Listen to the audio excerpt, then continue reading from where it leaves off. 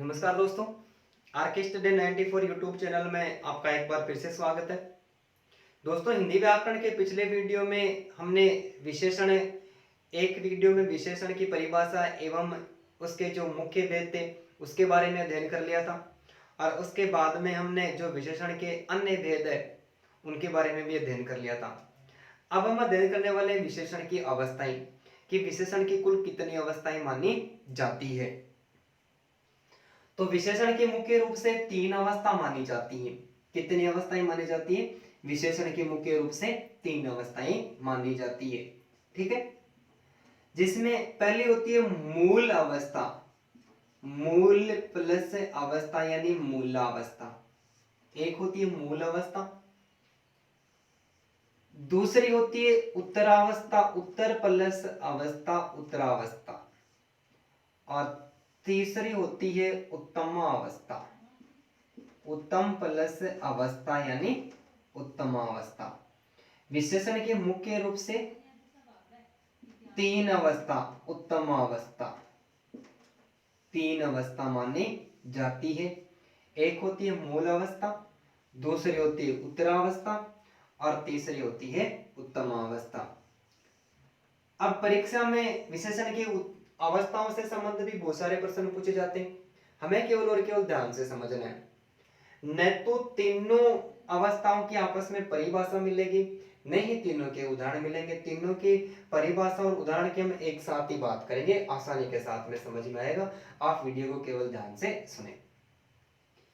मूलावस्था किसे कहते हैं? कि कोई भी विशेषण शब्द अपने मूल रूप में, अपने मूल रूप में प्रयुक्त होता है, अपने मूल रूप में प्रयुक्त होता है तो उसकी मूल अवस्था मानी जाती है।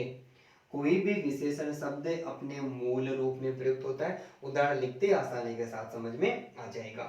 तो कोई भी विशेषण शब्द अपने मूल रूप में प्रयुक्त होता है तो वहां पर उसकी मूलावस्था मानी जाती है।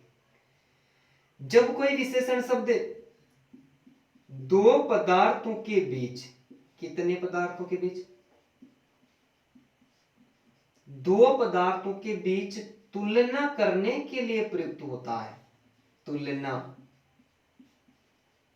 करने के लिए प्रयुक्त होता है तो वहां उसकी उत्तरावस्था मानी जाती है। कोई भी विशेषण शब्द दो पदार्थों के बीच तुलना करने के लिए प्रयुक्त होता है तो वहां पर उसकी उत्तरावस्था मानी जाती है। अब हमें ऐसा पता नहीं चले कि इसमें दो पदार्थों के बीच तुलना करने के लिए प्रयुक्त होता है या नहीं होता है, तो हमें विशेषण का तो पता करना पड़ेगा कि विशेषण कौन सा शब्द है। ठीक है, अथवा ये जो विशेषण शब्द है, इस विशेषण शब्द से पहले या तो से शब्द लिखा हो, यानी मूलावस्था के जितने भी वाक्य मिलेंगे उसमें विशेषण से पहले हमें क्या मिलेगा? से शब्द लिखा हुआ मिलेगा।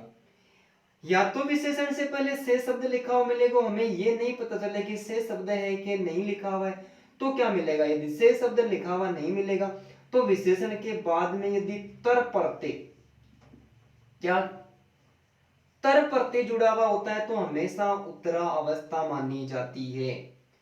कोई भी विशेषण शब्द दो पदार्थों के बीच तुलना करने के लिए प्रयुक्त होता है तो वहां पर उसकी उत्तरावस्था मानी जाती है। या फिर दूसरी स्थिति होती है कि जब किसी वाक्य में विशेषण से पहले, किससे पहले? इस विशेषण से पहले से शब्द लिखा हुआ हो और विशेषण के बाद यदि तर प्रत्यय जुड़ा हुआ हो तो वहां पर हमेशा उत्तरावस्था मानी जाती है।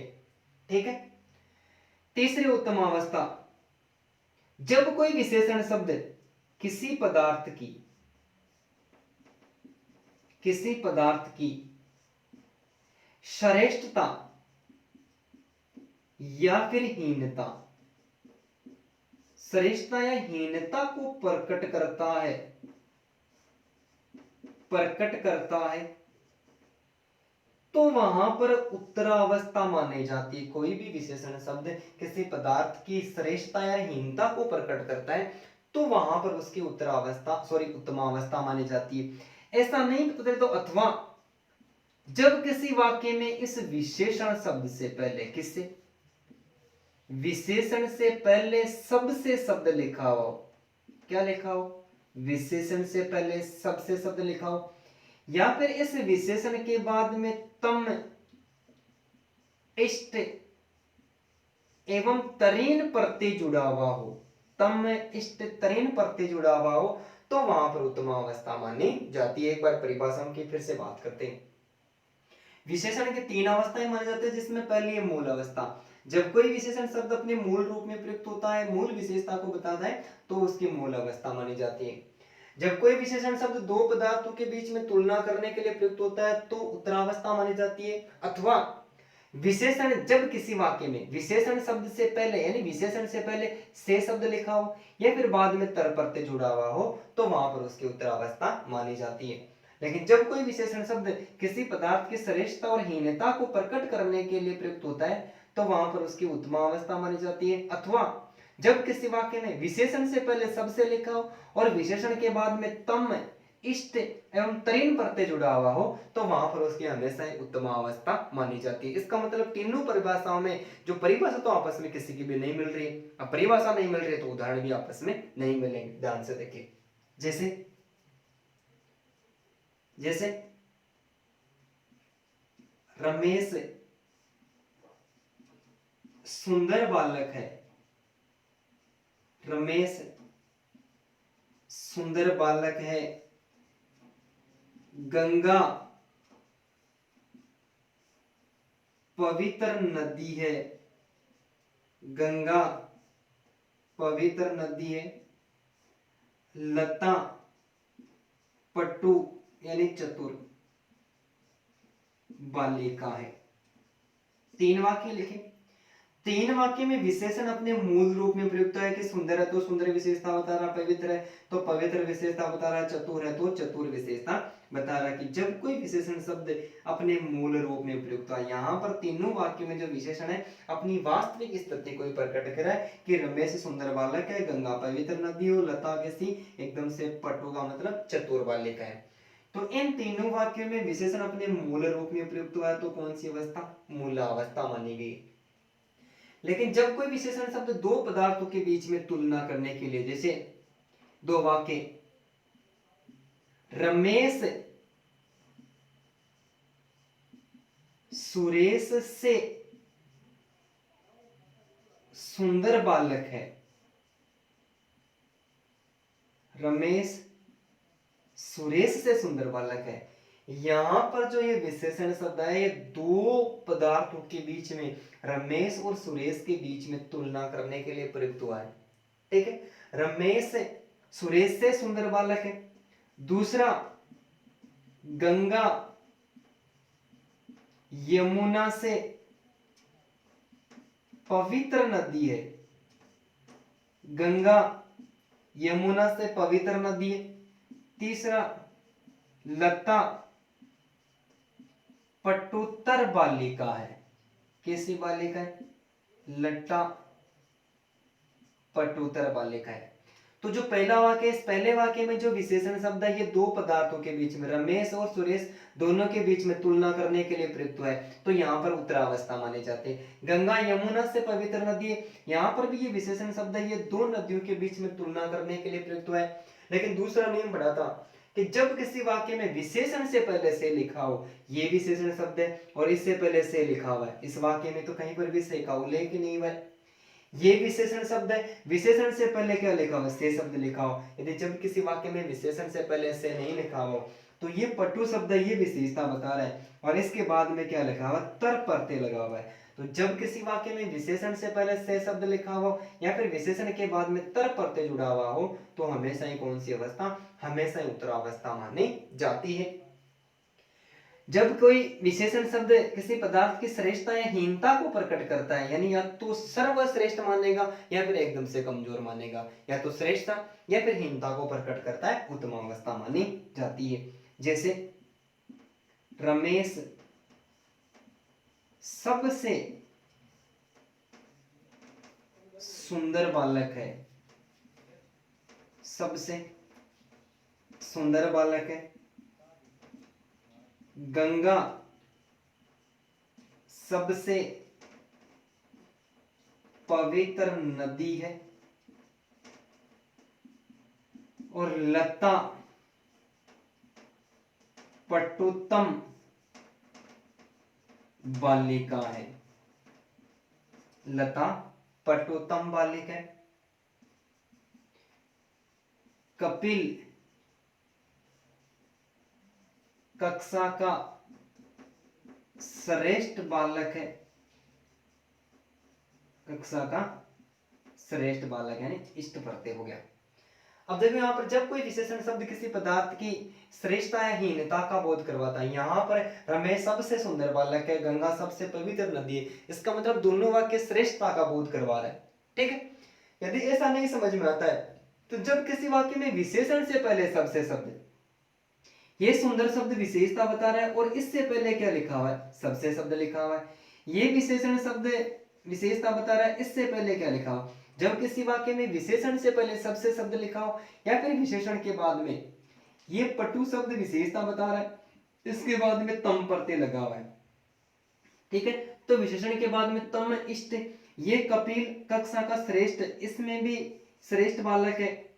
तो यहां पर भी कौन सा, यहां पर उत्तमा अवस्था मानी जाती है। तो जब किसी वाक्य में जो पदार्थ विशेषण शब्द किसी पदार्थ की श्रेष्ठता या हीनता को प्रकट करता है तो वहां पर हमेशा क्या मानी जाती है, उसकी उत्तम अवस्था मानी जाती है। एक बार फिर से ध्यान से बात करते हैं कि कोई भी विशेषण शब्द अपने मूल रूप में प्रयुक्त है, जैसे रमेश सुंदर बालक है, गंगा पवित्र नदी है, लता पटु बालिका, ये मूल रूप में प्रयुक्त हुआ है मूल अवस्था।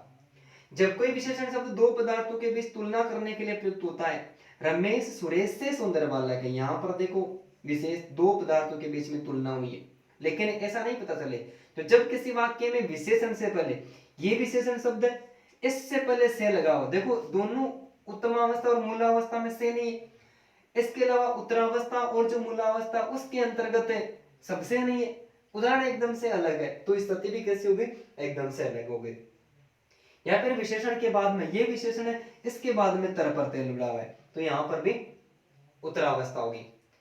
श्रेष्ठता या हीनता का बोध करता है तो उत्तम अवस्था होगी, रमेश सबसे सुंदर बालक है। यहाँ पर दूसरी बात ये निकल के आती है कि विशेषण से पहले क्या लिखा हो, सबसे शब्द लिखा हो, और विशेषण के बाद में इसमें लता पटुतम बालिका है या फिर कपिल कक्षा का श्रेष्ठ यानी इष्ट प्रत्यय जुड़ा हुआ है। तो विशेषण के बाद में तम इष्ट एवं त्रिन प्रत्यय जुड़े हो तो वहां पर हमेशा ही कौन सी अवस्था मानी जाती है, तो वहां पर उसकी उत्तम अवस्था मानी जाती है। अब मैं तीन वाक्य और लिखता हूँ, तीनों वाक्यों में हमें एक बार फिर से पहचान कर लेनी है कि किस वाक्य में कौन सी अवस्था है।